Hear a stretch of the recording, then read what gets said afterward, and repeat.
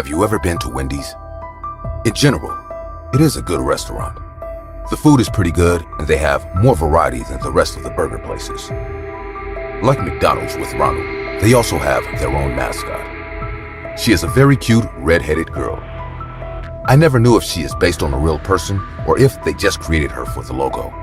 But what I do know is that once, someone disguised as she tried to kill me. It all started one normal night. On weekends, I have to babysit my son, and his favorite place to eat is Wendy's. He used to throw a big tantrum when I didn't take him, and over time, it had become our favorite father-son activity.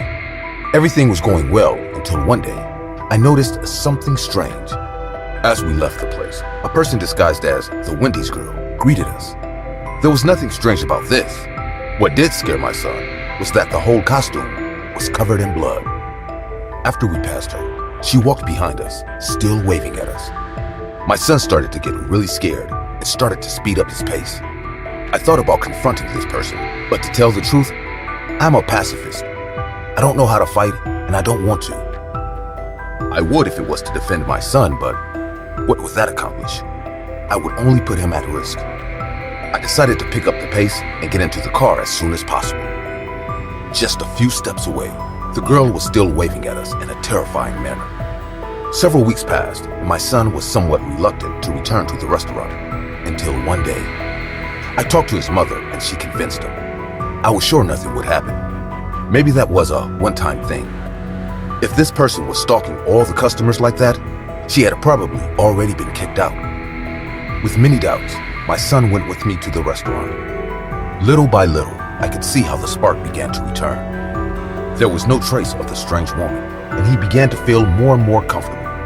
We spent a great night together eating. It seemed like everything that had happened would be in the past as a bad and bizarre memory. We made our way to the car, and the parking lot was empty.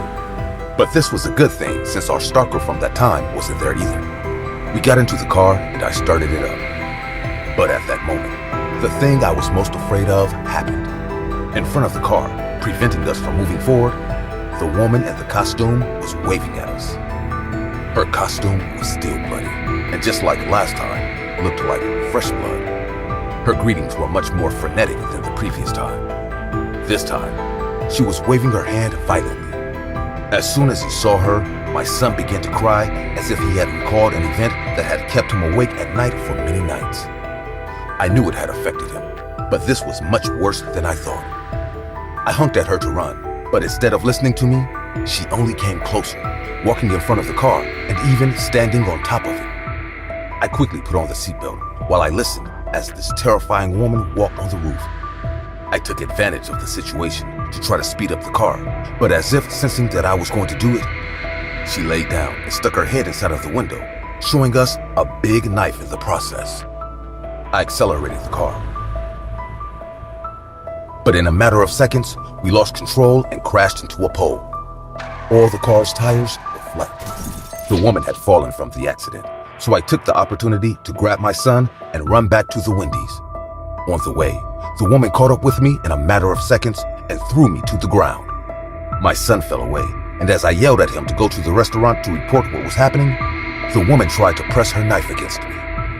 She was very strong. Somehow, her strength was equal to mine, which in itself was not much. My arms began to give way, and the knife came closer and closer to my throat until suddenly, it was all over. Some security men threw the woman away from me, and I, terrified, stepped back. I took a deep breath because it was all over. But a battle cry brought me back to reality. The woman was running at full speed, and in one leap, she lunged towards me to plunge her knife into me. The security men caught her in mid-jump, grabbed her knife, and held her until the police arrived. When they took off her mask, my son started crying, and I was shocked. That person was not a Wendy's employee.